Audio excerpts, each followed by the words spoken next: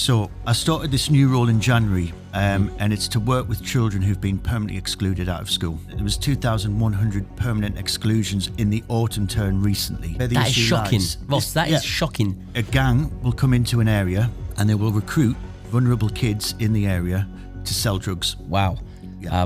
This is going to get deep, I know. I've heard horror stories where some children I've worked with have sadly died, have had drug overdoses, have been stabbed, have gone down that other road, and that's how easy it is. Why all of a sudden, if they get expelled, does everyone just step back and wipe their hands of people? There isn't enough provisions. There isn't enough pupil referral units. A lot of children don't meet the criteria. Lack of manpower. Lack of manpower. These children are our future. Yeah. What are we doing?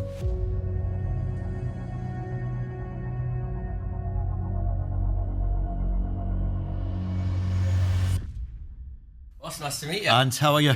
How's things, mate? You Good to see you, mate. Yeah, really good. Thanks. Good. Thanks for having me on. No, listen, mate. Thanks for coming down. Where have you come from? Well, I'm from Newcastle originally, as you can probably tell, but Sudbury in Suffolk, so not far. Oh, cool. Yeah, just down the road. Nice, lovely. Well, listen, thanks for coming in and thanks for being part of the Ether podcast. Now, you've got quite an interesting role. Your job title is a lead outreach tutor. Yeah. Now, I haven't got a fucking clue what that is. So you're going to have to explain it not only to myself, but also to the viewers. What is a lead outreach tutor? So I started this new role in January, and it's to work with children who've been permanently excluded out of school. So they're out of school, got no education. So people like myself go in there and work with them to try and get them back on track. So your sole job is people who have been excluded, expelled, children from school. Yeah. You then take them on board and go, right, I'm going to find you a new school or a new placement or whatever it may be. Which is easier said than done, right. And that's part of the problem. It's a massive issue at the minute, and I didn't realise until I took this role on in January. I've worked in pupil referral units and stuff before, where kids come, who've been expelled for behaviour issues, various other things. But this is a whole different ballgame because, these kids are at home. They've often not had any education for months. So it's not just working with them academically, it's working with them to get their anxiety sorted out, their confidence. But of course, a lot of them as well are getting involved in crime, and the big two words at the minute that is affecting the country, which I call a bit of a disease, is county lines. And county lines, explain that to me. County lines is when a gang will... Oh, right, we're going that deep. We are. Wow. Yeah, a gang will come into an area, especially kind of little places in Suffolk and Essex, the market towns, because they're links to London. They'll come in and they'll effectively set up a line, which is a phone line, a drug line, and they will recruit vulnerable kids in the area to sell drugs. So let's go back a little bit. Wow. Yeah. This is going to get deep, I know, especially when it comes to children, because have you got any children yourself? I've got a 5-year-old son, and it worries me, to be honest with you, because I'm working with a lot of kids who are 11, 12, 13, who've been offered knives, been offered drugs. I've got a 15-year-old, 13-year-old, 21-year-old, a 7-year-old and a 6-year-old. So listen, this is going to get pretty deep and rightly so. So you've worked with pupils. So say, for example, my kid goes to school, he or she gets expelled and for something quite serious, and all of a sudden they say, right, you're not welcome back at this school. Do you automatically, and does the law dictate that you have to come in and find them a replacement school straight away? Or does this process take days, weeks or months? Just talk me through how a kid getting expelled has what you have to do and what they have to do to be re-established into another school. Well, to start with, the mainstream schools, in my opinion, are permanently excluding children now for pretty much next to nothing. Yeah, doesn't surprise me. Of course, there is some occasions you look at it and go, yeah, I can see why that's happened. It's been a repetitive process. But kids for kicking chairs, writing certain stuff, if they don't fit into their ethos, and if I'm being honest here, could potentially affect their Ofsted rating, then they'll look at removing them from the school. Now, that's me being brutally honest, and the schools will deny that. They'll say, oh, we've worked with them, and and this was a last resort. That's what this podcast is all about, mate. It's not a last resort. Honestly. And what they realise, so once they've washed their hands of that child will then be sometimes out of education for months. No. For months. Months? Yeah. Not weeks, there's months. a young man I've just started working with who's 13. He's been out of education for 4 months. How is that possible that someone gets expelled and they can't just be replaced into...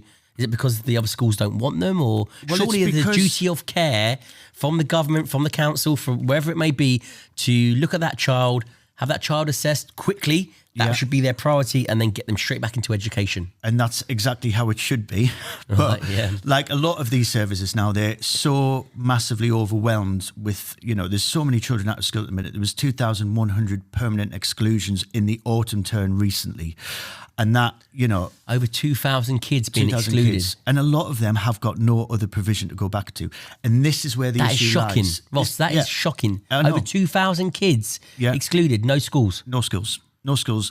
No potential. In the UK? In the UK, yeah. And that figure's actually gone down, believe it or not. But it's going to rise. And I think the issue is here, and this is the main issue, these kids are being permanently excluded. They might not fit the criteria for a pupil referral unit. So what's the middle ground? There is no middle ground. There is no provisions out there that bridge that gap. So what we're doing is we're coming in and we're trying to work with the local authority who's responsible for finding them an education. Now, a lot of these children will have something called an EHCP plan, which is an educational healthcare plan. Right, when they're excluded. Yeah, so that usually covers various needs. They might have ADHD, autism, and they've been granted this EHCP. That will open a lot more doors. But getting that EHCP is another story, and that can delay the process of finding the right provision for months, sometimes years, in worse cases. But I think this is the issue: is mainstream schools have to look at their kind of responsibility in this of. They've got to realise the impact it's having, not just on the children, but on the families. I mean, I have families, mothers, fathers, foster carers who are at their wits' end. They don't know what to do. Months on end. 4 months. So what are they doing? What are these kids doing for these weeks and months? And nothing. Nothing. But so then surely, Ross, I'm finding it hard to... It's unbelievable, Ant. So surely there should be some home curriculum that they must do. They must do an education from home, or an education from... Again, you would think so. And the school have a responsibility when they're enrolled on their school. But as soon as they're gone, not our problem. No. So then I'm coming in. I'm working with 15-year-olds who can't tell the time. I'm working with 15-year-olds who can't spell. And it's literally... who can't tell the time. It's ripping it back to basics. And and the confidence they've lost because of that, and the anxiety, and they've got no self-worth. They feel useless. They've got no hope. And that's when County Lines comes in. Yeah, talk about that, County Lines, because you mentioned that, but now I've got a better picture of it. So all of a sudden, they're out of school for days. That could turn into weeks, could turn into months. And County Lines obviously are hoping to keep them out of school for forever, right? Well, yeah. What they want to do is recruit them to sell drugs, do the dirty work, and potentially offer them what they see as this glamorous lifestyle. Now, it's almost become like a trend. So how does it work? Excluded? Permanently excluded. Yeah. How do they know that these? Do they just go around the sort of the area? Do they they're like scouts really? Well, they scout out the vulnerable, those that are on the streets. Why isn't he at school? Why isn't she at school? Right, let's capitalise. Let's just get them into the county lines. They even come to the gates of some of these pupil referral units. No. See, well, this was my first encounter of it a few years back. To the school gates? To the school gates. So I was working at this pupil referral unit in Whittam, and this Range Rover kept pulling up kind of after kicking out time. And a couple of boys from year 11 I saw were approaching this car, and it turned out he was offering them, money and various other things. So we'd alerted the police, and the police were pretty switched on, and, it left the area. But now what they're doing is they're realising a lot of these kids who are out of school will go to local parks, will go to local areas, and they will send other kids of similar ages down there wearing all the gear, money, they'll have knives on them, they'll have drugs on them. So that's a type of grooming. It's a grooming, yeah, but grooming process. They're getting kids to groom kids. That's the big thing here. Kids are grooming kids. So they're getting them involved, especially the older ones, and they're saying, right, who else is out of school? You're a gang member, 30-year-old, going to kids in the park, they're going to be a bit suspicious. They get another 13, 14-year-olds going down there, they can get on the same level. And how open is this? How obvious is this? How much does this actually happen? It's happening all the time. And if you, which I have become aware of it now and know what to look out for, I see it everywhere. Yeah. And it's almost like they wear a uniform, you know, and this is not to say everyone's like this, but they'll wear this man bag across the thing. All in black. They're listening to this drill music. They're wearing these almost balaclavas now. Yeah. In the summer. They've got an excuse now, haven't they? They've got an excuse. So it's all about, you know, and then the face masks came out of COVID. That was a huge thing as well, because they could hide their identity.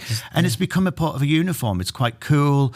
You know, there's certain music they listen to. They have a certain. I see them around all the time. Same. Especially around 9 Suffolk times out of 10, Essex. they've got drugs, weapons, certain trainers on them. Yeah, and they've got stuff secreted on them. You know, you name it. And it is just an absolute. It's the only way I can describe it is like a disease. They come into an area and they affect the area. And they poison the area, and it's you know, and I've seen people's lives ruined because of it. You know, it's horrific, and I think most major police forces now have a dedicated county lines team who is specialising in that. So they've got a specialised county lines team to counteract any major forces. So you're looking at the Met, Essex, teenagers being Suffolk, groomed into selling drugs, into holding weapons. So their main role will be to stop these lines coming in, stop these. And 90% of them are coming down from London. So Essex and Suffolk is the ideal place because of... Is that your area? Yeah, this is my catchment area. So Suffolk and Essex I work with. But of course, we're an hour away from London, aren't we? Yeah, of course. Technically. Breeds out of it, doesn't it? Get on the train, you're in Liverpool Street in an hour.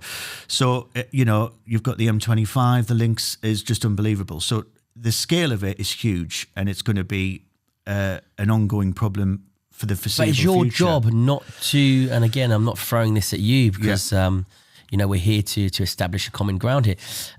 Is it not down to people like you to stop them from being recruited? Is it to get them back into education as quick as possible? Well, it is. Or are you just undermanned? You just haven't got enough people? Or kids are just slipping through the system, which I hate to say it, but it happens all over the country. 100%. Slipping through the system, and you've got no control over it because you've got too many people you need to look after. There's so many. It's a multi-agency issue. Right. So it needs everyone involved to tackle it. And I'm talking social services, the police, the schools.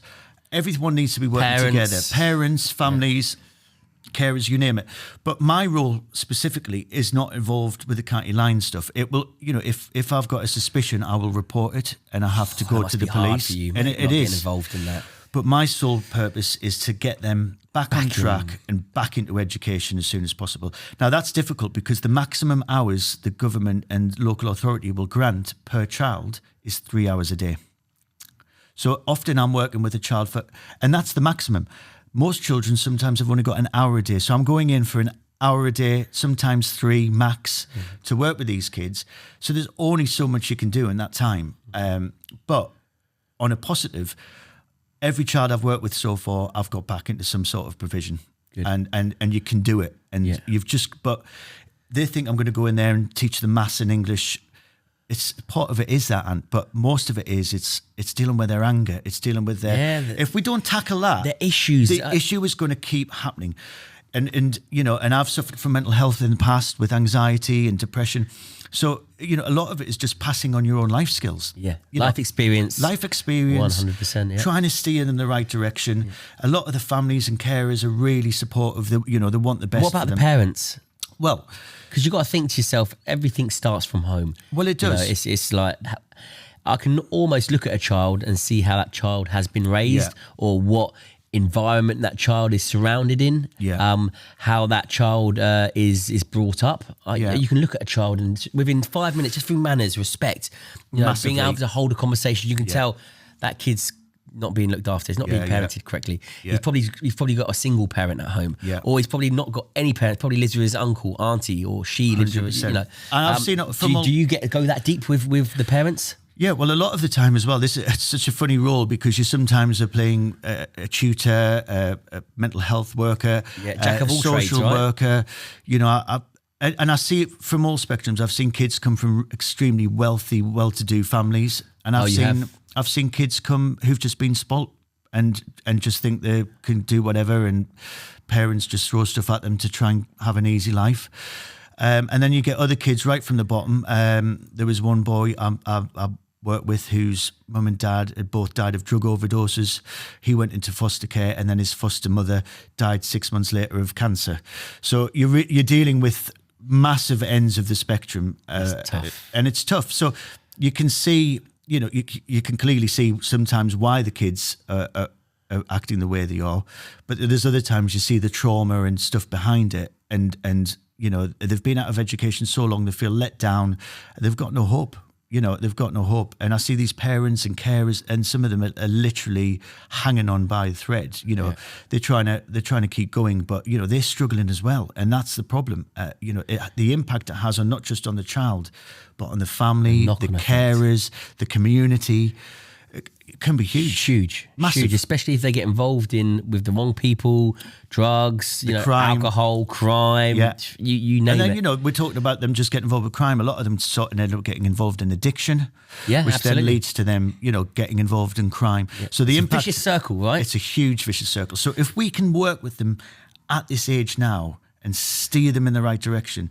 I'm talking around 11 to 15. That's the age we want to get them at, because that's the most vulnerable age where it can make or break them. Yeah. And I've seen some people go and do great things, be mechanics, all the rest of it. And I've heard horror stories where some children I've worked with have sadly died. Have had drug overdoses, have been stabbed, have gone down that other road, and that's how easy it is. You can.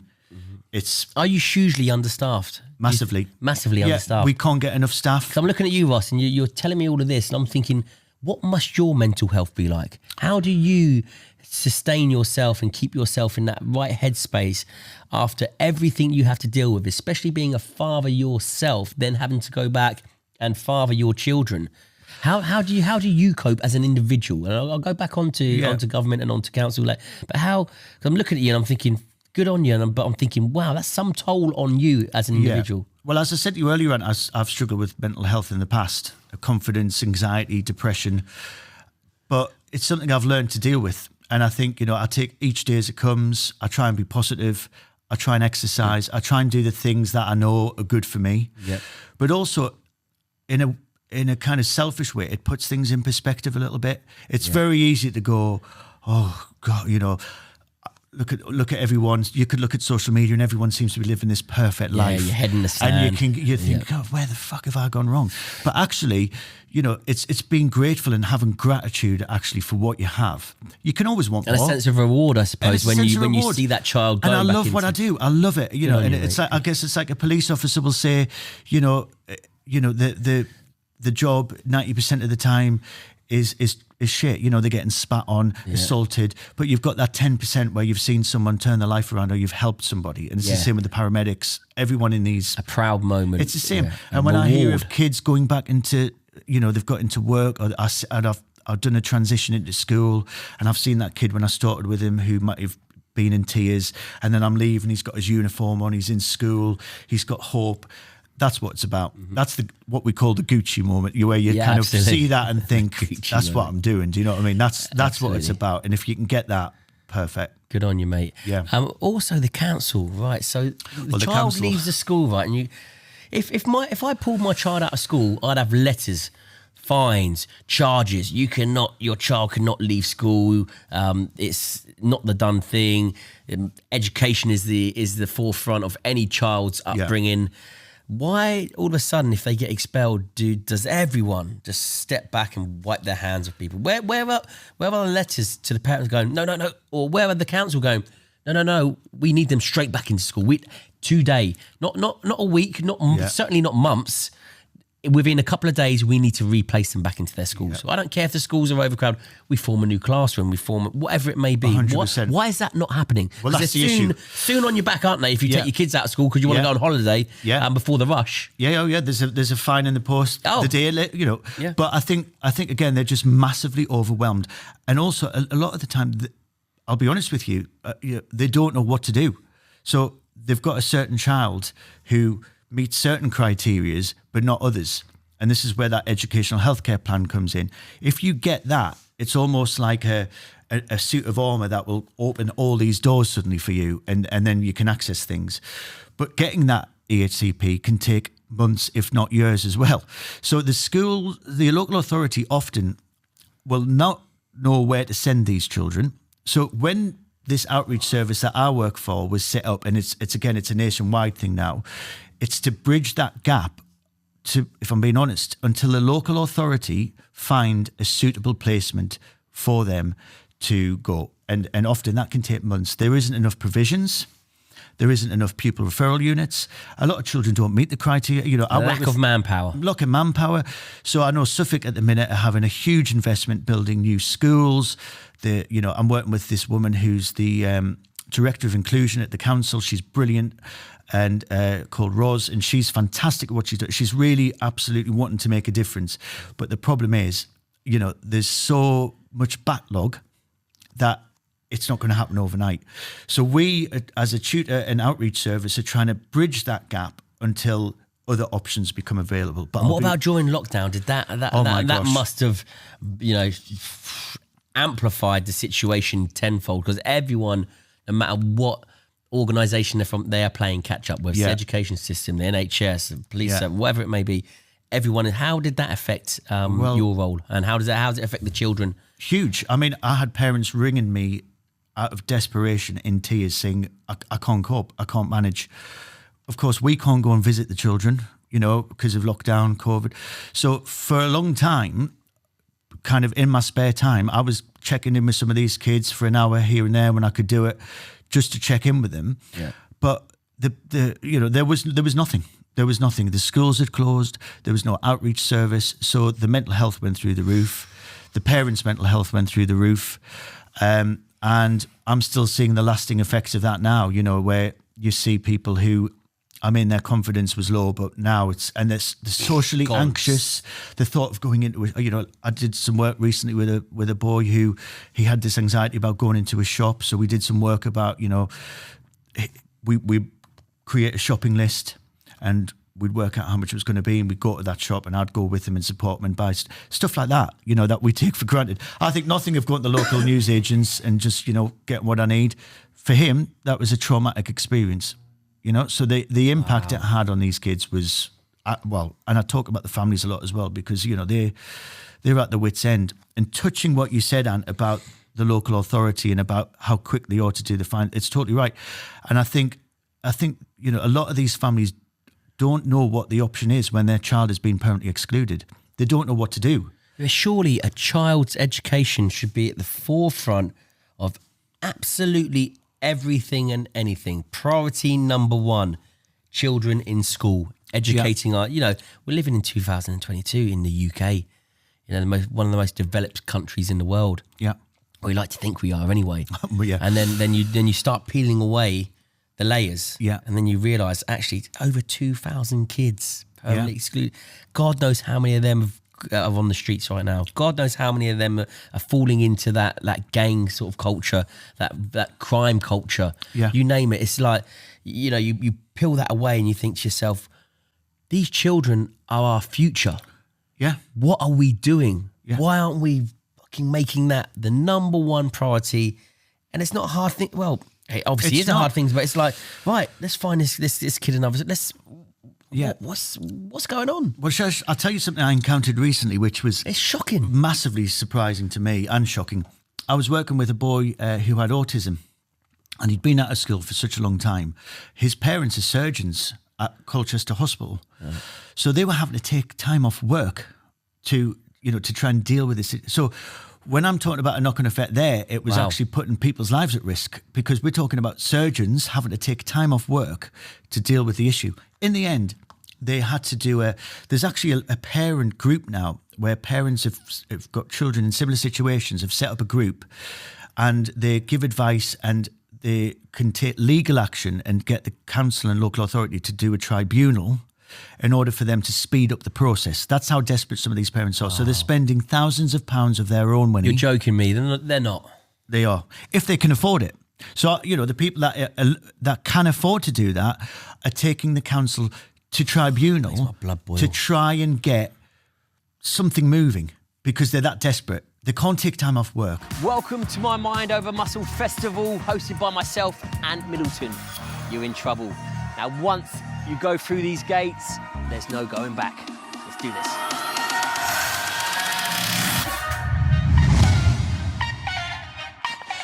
With 250 acres to play with and to fill, come along, fill it up, and come play with Team Ant. My Mind Over Muscle Festival, hosted by myself, Ant Middleton, is open to all.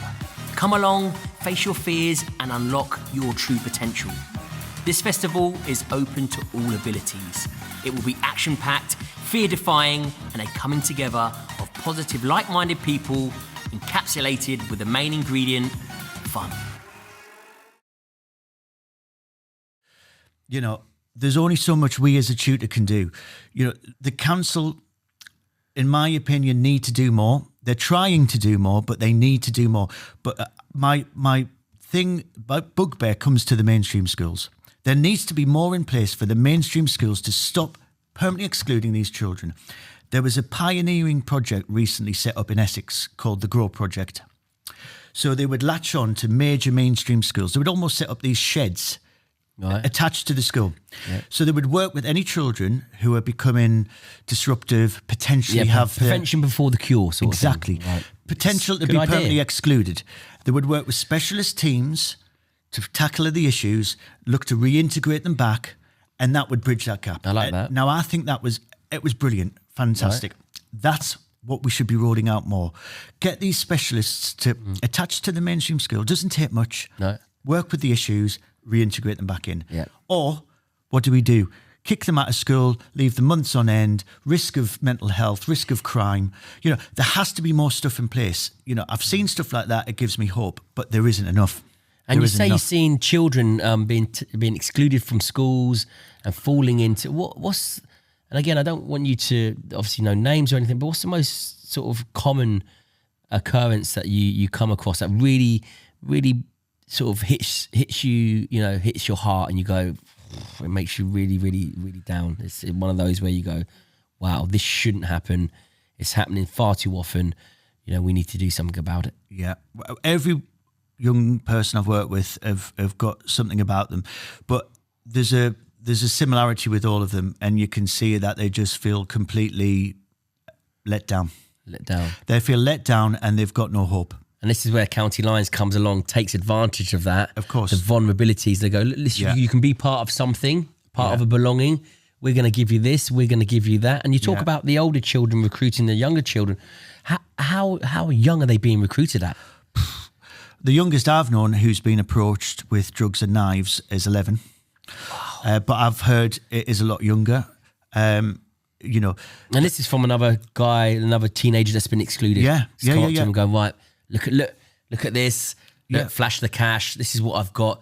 You can have the same. All you have to do is this. Yeah. And he's getting his orders from the hierarchy. The hierarchy don't get their hands dirty, do they? No, you know, they're getting these kids, you know, and this is the other thing. A lot of these kids are getting caught with drugs on them, and so they're getting a criminal record before they've hit. You know, they're ending up in youth offending institutions, and that knock-on effect. You know, if you've got a history of drug offences on your CV, life's hard enough, Ant. You know, to get a job now is difficult, but with that, it's just an uphill struggle. So then kids that do have, all of a sudden do have, they're 12, 13, 14 years old, and they do have a criminal record. Yeah. Is it impossible to reinstate them into school for their GCSEs, or? Well, it becomes much more of a challenge. Well, it works. Are there kids out there that are doing their GCSEs with criminal records? If I'm totally honest, there is. Wow. What the scale of that is, I don't know.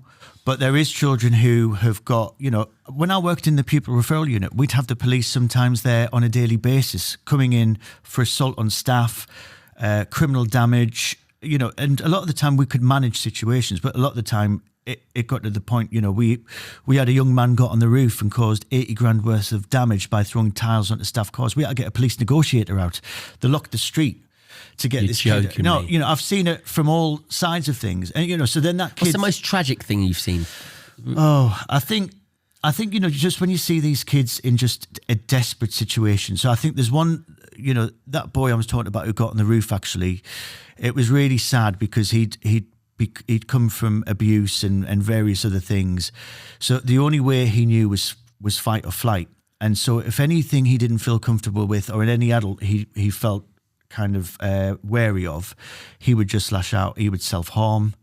But I think the one that really stands out for me is when I first started doing this job, I worked in media beforehand. I thought I need a change of career. Don't do that, mate. No, I know. I thought I needed a change of career. I wanted to do something. Didn't have a clue what to do. Saw this advert. I was living in London at the time. It was for a support worker working with Camden Local Authority with children with various needs. So I turned up at this household, 4 children who were under child protection. And my role was to go in there and work with these kids to, just help with everyday life whilst this proceedings was going on. So I knocked on the door. The eldest son opened the door. He went, "Are you a Fed?" Because I had my lanyard on. I went, "I'm not a Fed." He then put his finger in his mouth, cut the inside of his mouth and spat blood in my face and closed the door. And I stood there going, what the hell have I done? What have I done? But I don't know what it was. Something made me think, that's not right. Yeah. And that was the make or break. I could have gone back into something else, but I thought, you know what, and I knocked on the door, probably the Geordie in me just thought, I'm not gonna have that. And ended up with that family for 6 months. It was pretty horrendous. I had to go to court and testify, and the children got removed in the end. So that was the one that stood out for me because that was my first experience in this. But I knew those children were better off being somewhere apart from that. And is that a huge problem? Obviously, you work closely with social services. Is that a huge problem? Does it stem from their upbringing and from their family background? A lot of it does, yeah. Or a lot of them have come from, so do you look at the parents sometimes and think, no wonder he's like that or she's like that? Look at you. Well, you absolute. Well, a lot of them are in care. Society. A lot of these children have got foster carers, but you see the history of them. So there's a big thing which I didn't realise until recently, called alcohol fetal syndrome. So it's when parents have had an alcohol abuse and they've drunk while they've been pregnant. So the mum's been pregnant, and then they get born with this condition, which can affect their mental health, their academic levels, and that's a massive thing. So you see people who've come from drugs who have literally had the worst chance in life. But then you meet other people, these amazing foster carers, these amazing family, single parents you meet a lot who they may have had an abusive partner, who have been left in this, left in this situation. So they're doing the best they can. But you do see and hear a lot of horror stories, and you think, well, I can kind of see why this has happened. But then, of course, that doesn't define that young person, and you've got to try and get over that. And you've got to try and give that child hope, don't you? Yeah, because it's very easy. Way of life. But it's it can be really sad at times, and I think. But for me, being able to play a part where you can make a difference is huge. But we're just scratching the surface here, I think, and I think if mainstream schools keep permanently excluding kids at the rate they are, then we're going to have a major crisis. And is there a common denominator with these children? Is that, for example, single parents, or just with mums, or just with dads? Is there? Obviously, it happens with both parents, like you just mentioned. But is there more one than the other? Is it more they've come from broken families? Full stop. Yeah, I think that's the big. Is that the big common denominator? That's the common denominator. There's been something that's happened in their life that has led to where they are now. Yeah. I've got a young boy I worked with a while back who he's got an issue around food. He's put a lot of weight on, and when I digged deeper into that and spoke to the psychologists and stuff like that, that was because he grew up without any food and was neglected, and so now he overeats to compensate for that because he doesn't. It's stuck in there. Stuck in his head. There's food there now. I've got to have it while I can. So the effects. Wow. It's like the military. Yeah. Eat quick. So he'd grown up not knowing where his next meal was going to come from. Empty cupboards. And then you see this boy now. He's overweight. He struggles with food. He overeats, and that's because of his upbringing. So you see all sorts of things. Anxiety. You see a lot of anger. Anger's huge because they're angry at the system. They're angry at at their upbringing. They're angry. They're just angry, you know, and I do encounter quite a lot of violence in the role, and I think anyone doing this role will encounter quite a lot of violence because, you know, they're looking to kind of let out these feelings, and often you can be the brunt of it because you're coming in, and so they're looking to blame anybody. Absolutely, and they'll see blame game, right? They'll see you as a, you know, but once we get over that and we build up a bit of trust, then, you know, they're on side, and you know, but it's not for the faint-hearted. I'll tell you that. I've had. Well, you're a Geordie, mate. You're a Geordie. Well, mate, tough as nails, so. I wouldn't say that, but, you know, it's put me in good stead. Yeah. And do you see a cultural difference as well? You know, because we talk about that, the cultures, different cultures, how children are brought up in different countries, how children are treated in different ways with different cultures. Is that a huge part to do with it as well? Do you see that? Yeah, absolutely.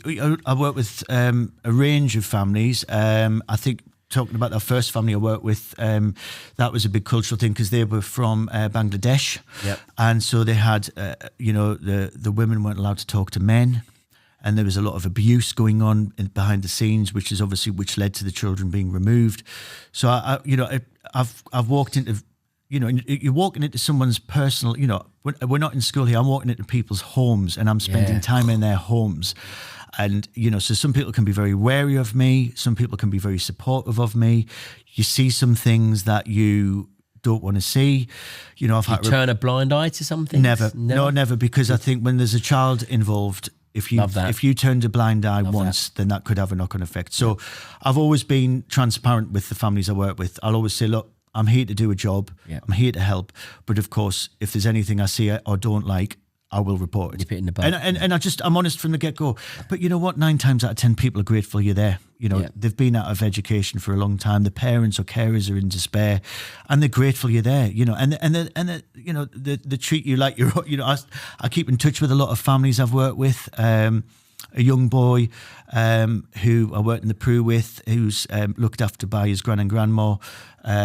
You know, I keep in touch with them. He's 18 now, doing fantastic. He's got a car washing business. You know, and I like to keep in touch because... And that's what you get out of it, isn't it, Ross? Well, I see a smile on your face there when you're doing that. Your eyes are lit up. I think if you're a paramedic, for example, I've got a few friends who are paramedics, they'll drop certain people off a hospital and they never know what's happened. Yeah. Or the police will arrest somebody, they don't know what's happened. Whereas me, I get to keep in touch and find out what has happened. Sometimes it's not always great, but a lot of the time you think, oh, fantastic, you know, and that's what I enjoy. I get to go in there, see them at the worst, but then I get to see, you know, them leading lives now. They've got girlfriends, they've got partners, they've got jobs, they've got a mortgage, you know, they've got some rent, you know, and that's for me what gives me the buzz. You said, Ross, earlier on that something needs to be done before it gets too bad, before it collapses, before it becomes catastrophic. Yeah. What needs to be done in your eyes? Because you said that you're at the brink of, you know, is it overload, at the brink of not being able to manage this? It is, but it's also the mainstream schools. You know, they're telling the local authority, and so you think mainstream schools need to do a lot more? Yeah, they do need to do a lot more. So what they'll often do is they'll have a SENCO who will coordinate the special educational needs of them children in them schools. So every school has that, but they'll often take children on and they'll say, yes, we can do this, we can meet these needs, because they'll get additional funding. And this is me getting to the nitty-gritty here now. They will get that additional funding, but then very quickly they'll realise, that they can't meet the demands of that child. Right. So then they're like, shit. And then they'll look at a reason to permanently exclude that child. And then that child's out of school again. But this time, with no potential mainstream setting lined up, because no mainstream school will take them on. Yep. So then that's where the issue lies. It's that middle ground of where do they go now? So that outreach service bridges that gap kind of for a short term.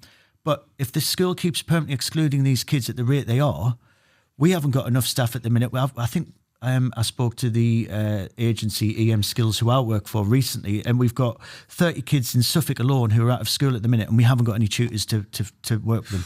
Wow. So, you know, we're up, and that's just Suffolk. You know, I don't even know what Essex, London, Newcastle, all these imagine what major London's cities. like. Imagine, like you said, I don't even out. want to know the statistics. It would scare me. So the mainstream schools need to do more. They need to work more with these kids. They need to do more stuff like this crawl provision, but there needs to be more of that where we latch on and offer that support and bridge that gap before it's too late. But that's, before that it's comes too down, late, before it gets out of hand. Before it gets out of hand, before they're involved in crime, before they're involved in their mental health deteriorates, before they've been months and months out of their school. whole lives are ruined. Yeah, gone. It's gone. And then to the streets, to crime, to prison, and that's how easy this is. To death. To death, yeah.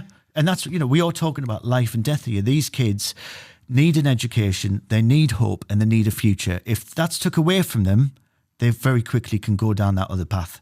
Because easy. I get it. I wasn't great at school. I got into trouble, but there wasn't county lines then. There wasn't any of that. People would have a fight and that would be it. You'd get involved maybe with a bit of people get involved with a bit of shoplifting or whatever. Yeah. But now it's minor stuff. But now it's carrying knives. Major it's stuff. carrying Class A drugs. Life-changing stuff. Life-changing stuff. That is life and death. And that is the difference now. And that's where I think there needs to be more funding. Like everywhere, there needs to be more training. What really, really stuns me with funding. It's like children. Yeah, wow. Yeah, our future. Not on immigration, not on NHS. Yeah, NHS is really important. But even above and beyond that, you think how important the NHS. These are our children. Yeah. This is the future of our country. Yeah, this is the future of humanity. Surely people should be going right. Education. Children, priority. 100%, 100%, and it should be that across the board. The effect it has on the police, on the knock-on effect on social services, on ambulance, everything. The effect it has is huge. The mental health. We need. I'm a massive advocate of mental health. Yeah.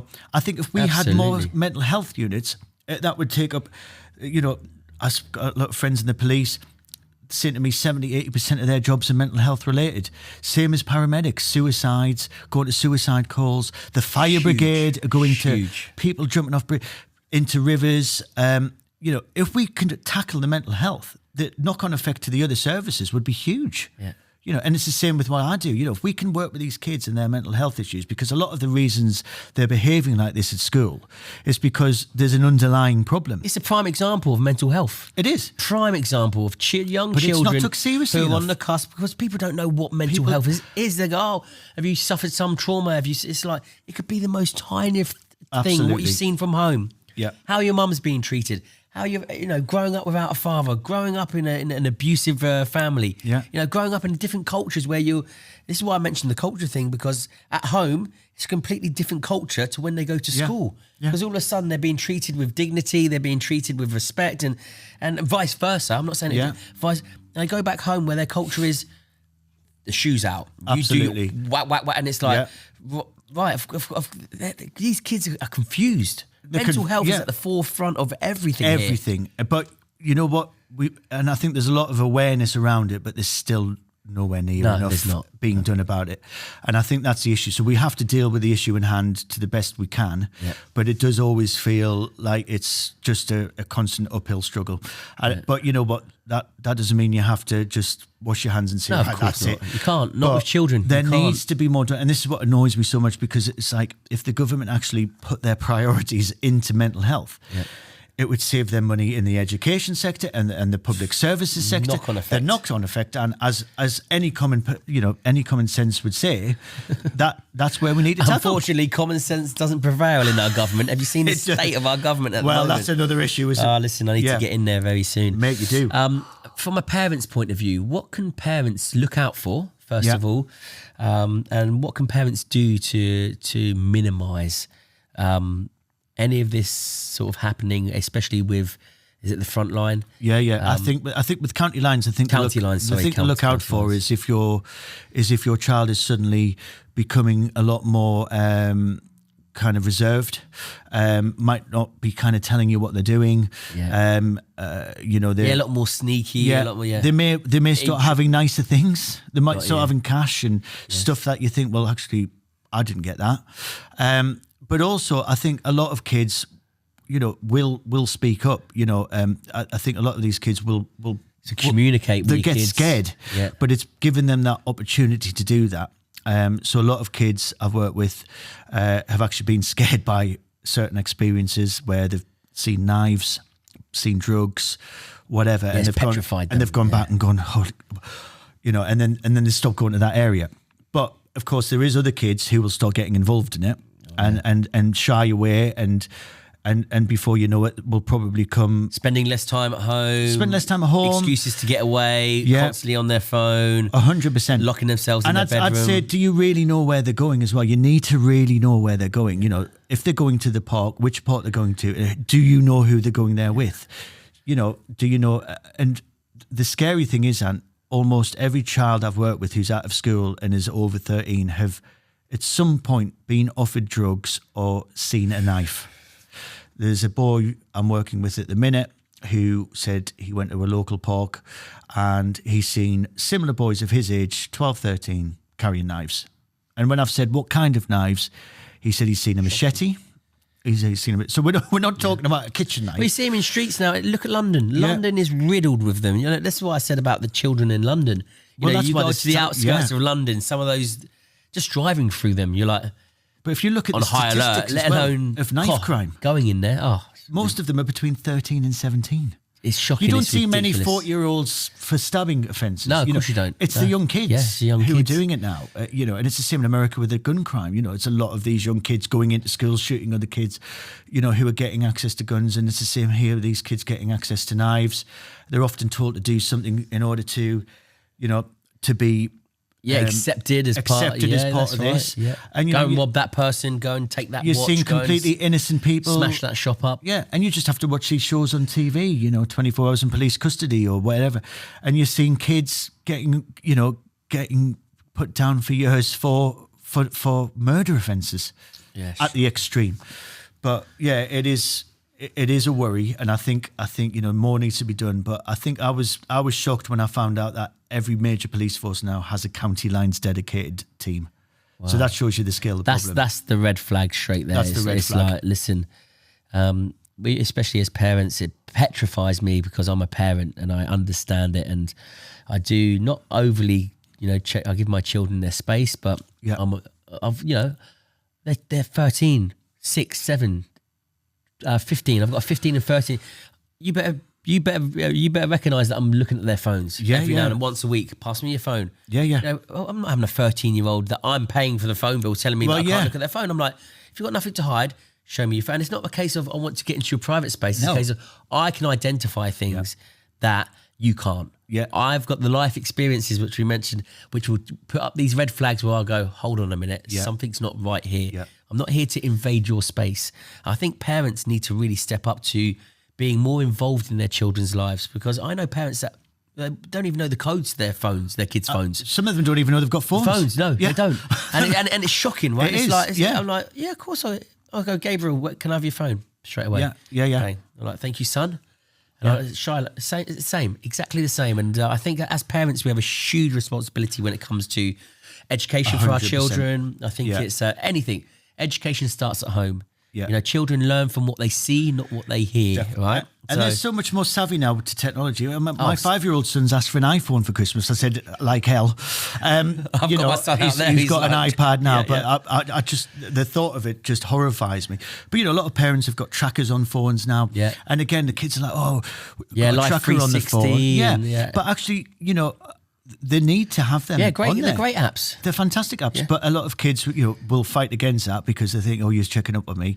But all I say to my child is, if anything happened, I've got a reference point to go to. Exactly. I said that's all I do, and I've caught my son out. And this is again as parents where we need to use discretion and common sense.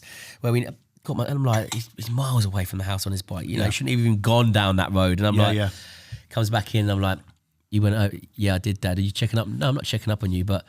You should have told me where you were going. You said you were going here, you're going there. This is why I've got the app on your phone. 100%. He's like, oh, sorry, Dad. I'm like, listen, I'm not angry. Yeah. Next time, just tell me where you're going. Yeah. Again, that communication with your kids, It's getting involved in huge. their life. I think we're becoming, especially with iPads and phones, we're becoming a nation of lazy parents. Yeah. And that's just because a lot of us are working. We have to work, granted. But we're coming in and we're not really taking notice of what our children are doing. And that's where my work starts for me. When I get in and I close that door, I don't go to the fridge, grab a beer and put my feet up because I've got 2 younger ones that I need to put to bed first of all. Then I've got 2 older ones thereafter. And then obviously I've got my wife that I need to sit down for at least, half an hour to see, to see how things are at home, et cetera, et cetera. But as parents, it's hugely important, I think anyway, to communicate in a healthy way with your children. And if they don't like it, you won't have the phone. Tough. I'll take your phone away from you. If you don't like it, you're living under my house, under my rules. Respect them. If you don't, well, you won't have all these luxuries. You won't have all these things that you've got. And I think we need to be tougher as parents. And that's not in a disciplinary. I know what you're saying. Well, yes, not in a disciplined type of way, shall we say? Not in a disciplined type of way, but in a way where you're really. You're really part of their life. 100%. I think really, really, really part of their life. Definitely. And I think, there's a lot of kids now, parents will just give in for an easy life. Yeah. And don't get me wrong, I've done it sometimes. I've had have the iPad. Yeah. But you know what? I think, it's really important that you keep on top of what they're doing and actually show an interest, and especially when they get into the teenage years now. I mean, my young one's 5, as I've said, but seeing some of the things and hearing some of the things, I'm thinking I'm going to be on him when he's getting to that age, because if you're not, it can so easily go the other way. And I think, and if he likes it, or he doesn't like it, then tough, because I think, and this is the thing now, I think a lot of kids can get away with a lot of stuff. There isn't as much tough love anymore, is there? No, of course, no. But there needs to be a bit more sometimes. Sometimes. Absolutely. Because it's important. I agree, Ross. And also, if you are identifying these problems as a parent, you think, my child's got 3 red cards, they've been excluded maybe for a day or 2, and you see them going down that route. Is there anything as a parent that you can do or we can do outside of education with people like you to come to prevent it, or doesn't that exist? You almost see the warning signs, and it's a case of, right, the school are just going, right, if he gets another red card, he's out of here. And you're just like, what can I, is there an organisation that people can go to or people can call, like yourself, or you, because I think that'd be really, really handy for the parents when they get to that point of, I can't talk to the school because they're just like, right, next time he does something wrong, he's out. Yeah. I can't, home's not working, or I'm trying my best, but I can't. Can I go to like an organisation like yourself? I know you deal with after that, but it'd be good to have something sort of prevention before the cure. Somewhere where we can phone and go to and go, and then you can have a bit of advice over the phone. There isn't enough of that, and there's not loads that I'm aware of who do that. The council can offer a support worker to come in sometimes to, like, if there's struggles going on. That's a whole taboo, isn't it? But it's a support worker coming around the house. So in honest answer to your question, there's nothing that I'm aware of. Wow. So that's the thing. So that often the families will be, they'll have to try and tackle it themselves. Ideally, they'd be able to work with the school to tackle the problem. Yeah, you'd like to. But then, of course, the school will get to a point where they don't want to work with them anymore, and they want to get rid of this child because there's too many red cards going on. So again, that's where the school has to take more responsibility. They have to work more with the families.